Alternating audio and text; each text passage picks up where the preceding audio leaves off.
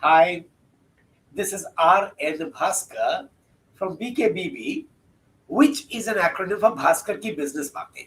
It's a channel that brings to you every week policy analysis, an occasional story, an occasional conversation. But at 8:15 in the morning on weekdays, we bring to you news behind the news. Glad to have you here. The last day of this week, and nice to have our audience with us on three titles that we shall discuss that we think are interesting. Okay, but before I go ahead, let me introduce my co-anchors. I have Katya with me, Sir. and I have Anurag. Thank you both of you for being here. And the three titles that we're going to talk about are Germany and Italy have demanded their gold back from the US vaults. India, on the contrary, has not bothered to take back all its gold from the UK yet. The second story is how MSME loan conditions have been eased. And the third one is on how digital gold got stolen and what are its implications. Let's take the first story first. In the first story, we are going to talk about how France and Germany, who are together the largest holders of gold after the US, have demanded the gold back from the US. Germany has about 3,352 tons of gold, of which 1,200 tons are in the US. Italy has 2,452 tons, of which 43% is in the US. The US, of course, is the largest holder of gold, 8,133 tons. But inside the US also, they want a full audit of the gold because even the US people are not sure whether the gold is intact. If the US is not sure, and given the political uncertainties about the US and the US dollar, both Germany and Italy have demanded the gold back. And planes will take and the heavy escort will carry the gold in several tranches back to the home countries. And that is the way they will feel more secure about the gold being with them. Ironically, India has taken back only some of the gold from the UK and brought it back to India. The remaining gold is still there. At a time when countries are impounding the wealth of other countries, is keeping the gold overseas a good idea? And do remember, India is also being a little foolish. While other countries are jettisoning the dollar and shifting to more safe currencies, most of India's reserves are still in dollars. And the dollar's yields are not very good, and the currency is depreciating. Why are we putting our reserves in a currency that is slipping? Somehow, India's wealth management needs to be looked at very carefully, in spite of which the RBI gives the largest ever dividend to the government of India. There must be a full audit on the way RBI itself manages its gold. And there's another gold story which we'll discuss later, but let us go to the next story. And the next story is on MSMEs. Katya, could we have you? So from macroeconomics, so MSME economics.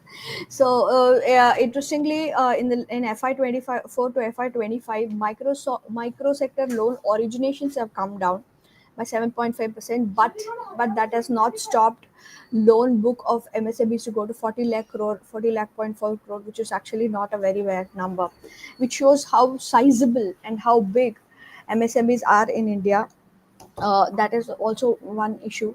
But the problem is a lot of micro companies also tend to take mostly working capital loans, which means they're taking money just to survive, just to pay salaries, and to buy products. And their payment cycles are always long. Especially, we know, as the company's size gets smaller, payment cycles get longer. So which means they're still taking up to tide over it. The good part is that the originations of micro companies have gone up a little slightly, as compared to small and medium sized businesses. NBFCs have started actively lending to this sector, which shows there's some amount of formalization in the economy, which is again good news. But the bad news is that the unsecured loans, especially companies offering small ticket loans, have gone up, and it's become a very significant percentage. Earlier they used to be at 5%, now they are at 8.5%, and that is also because of digital platform lending, which has actually been a little bit cause of concern for people. So all in all, across states, across sectors, loan originations are good, but most of them are led still by PSUs, especially in the micro segment. When it comes to small and medium businesses, private companies come in because they've got bigger ticket loans. So what do you think, sir? How do you think it's shaping up micro sector loans, MSME loans? Katya, your concerns are right. While the government may allocate money, there are two issues. One Mhm. is how easy it is for micro enterprises to get loans. Two, given the last 2 years of difficulties that the MSME have faced, Mhm. first they had the demonetization, which hit them very badly. Then you had Right. COVID. And then you had a series of government moves which made loan taking a little difficult. Will they have the credit rating and the credit worthiness to be eligible for such loans? Or will the banks waive away those conditions also? I'm not sure. And that is why we see that while the intent is good, unless it's translated on the ground, you may have some difficulty. And for the MSMEs, they're crucial to India because Right. 90% of employment is with MSMEs. Right. It's sad. But then let's see. It's a good start. At least the intent is there. And now let's take the third story, which is equally interesting, and that's a digital gold being stolen through cyber attacks. Anurag, could you have your story? Good morning. A major breach has hit one of the Aditya Birla Capital app, where hackers sold digital gold belonging to 435 users, resulting in loss of over 2 crore rupees. This incident is part of a wider surge in digital financial frauds across India. In just the last 10 months of 2025 financial year, over 24 lakh digital fraud cases have been reported, with total losses crossing 4,200 crore rupees. The pace and scale of these crimes are rising, with cyber criminals increasingly targeting digital commodities like gold, which are gaining traction among both retail as well as institutional investors. The method of attacking in the Aditya Birla case mirrors tactics seen in recent frauds, which is exploiting a weakness in app security, bypassing two factor authentication, and rapidly liquidating digital assets before detection. Despite the RBI mandating AI based monitoring and government launching the Citizen Financial Cyber Fraud Reporting and Management System, enforcement and coordination remain limited. Recent crackdowns, including the arrest of 9 individuals linked to a network of 85 lakh mule bank accounts, reveal the scale and sophistication of organized cybercrime. A key challenge is the fragmented oversight of digital financial platforms. Multiple agencies regulate different aspects, leading to gaps and overlaps. Many fintech companies, especially those handling digital commodities, struggle to keep pace with global cybersecurity standards due to high cost and shifting compliance requirements. There is still no unified regulatory framework designed for digital asset trading, leaving vulnerabilities unaddressed. As digital gold and other assets become more mainstream, the core issue is pretty clear. Can India's regulatory and financial infrastructure adapt quickly enough to close security gaps and protect users from this new wave of cyber threats? What's your take on this, sir? Anurag, some very valid questions that you raised. For me, there are two issues. The first issue is in 2015, Ravi Shankar Prasad promised the parliament that there would be a regulator for e commerce. Despite several reminders, the government has not appointed a single point regulator for all e-commerce, so that all the regulations could be streamlined and e-commerce may be made safe. And how should people be allowed to transact? Those rules could also be enacted. The government somehow believes that the minister must decide, or in some cases, the RBI will decide, and does not apparently want a separate regulator. There's a second issue, which is more serious. In most of these cases of cyber attacks and cyber theft, the money is caught, pulled out, and immediately transferred to multiple small accounts with various banks. And from the various banks, the small accounts, the money is taken out in cash or whatever, and the money disappears. The trail disappears after the bank account. Normally, the bank account should be a very, very important source of information. But it appears that most of the bank accounts are bogus accounts.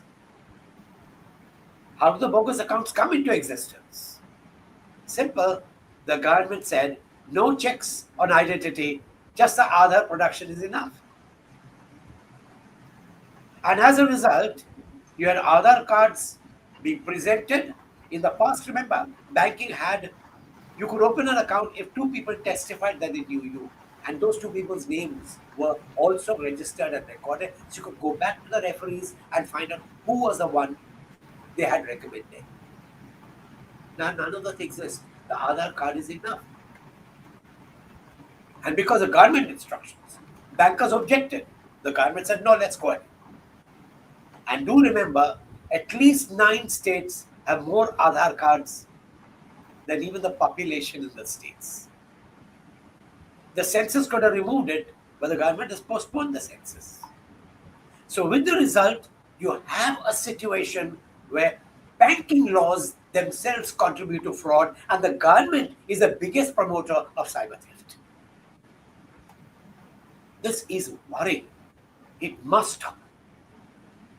And it's time that every organization, every industry organization tells the government, please do a sanity check on all bank accounts also.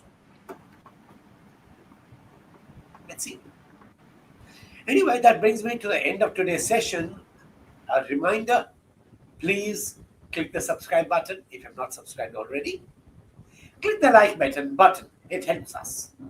And most important, tell your friends about us. We need more people to know about what we talk about. And that takes me to the last part of today's discussion, and that is questions. How will GDP valuation in dollar terms get affected if the countries are shifting to other currencies? Well, valuation is valuation. If they're moving to other currencies, the value of that currency becomes the valuation. What is different is that a better currency, a stronger currency, gives you a better rate of return and less risk of a downside. And GDP has nothing to do with reserves. Reserves are separate, GDP is separate.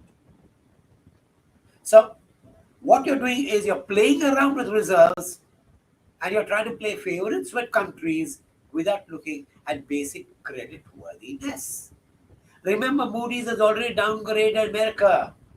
At that time, India should have moved to safer currencies, which had a higher rating. Why did India not do that? And that takes me to the second question. What are the ways in which we can help MSMEs better? Many, many ways. Reduce corruption, reduce compliances. But there could be many more. Katya, what do you think? Single window clearances was one big issue they were always been talking about, sir. Without clearances, like I said, a lot of micro companies, small companies also get impacted by threshold effect. They cannot grow beyond a certain point, because which means they'll have to formalize even more. GST has been a very, very big hit, so some relaxations might help. I do not know if that will come, but and also in general, pushing up the economy towards formalization can also help to some extent. So these are the only ones. I The can most relate. frightening thing is that, once you turn from proprietary to Hmm. an unregistered proprietorship to a Right. registered proprietorship or registered business, Mhm. immediately a series of government departments come to you with compliances, which in turn means grease a palm and we'll stop troubling you. True. True. Sad. Anyway. Uh, and that brings me to the third question, and that is about cyber theft. The government has measures in place to reduce cyber theft and report cyber crimes. Yes, it has measures. Have you ever tried to register cyber crime? You go tell the police that this is what you send an email that this is what's happened. They'll say, no, we only look at this level of frauds. Anything below that, you have to go to the local police station and talk to them. Go to the local police station, they'll make you sit down.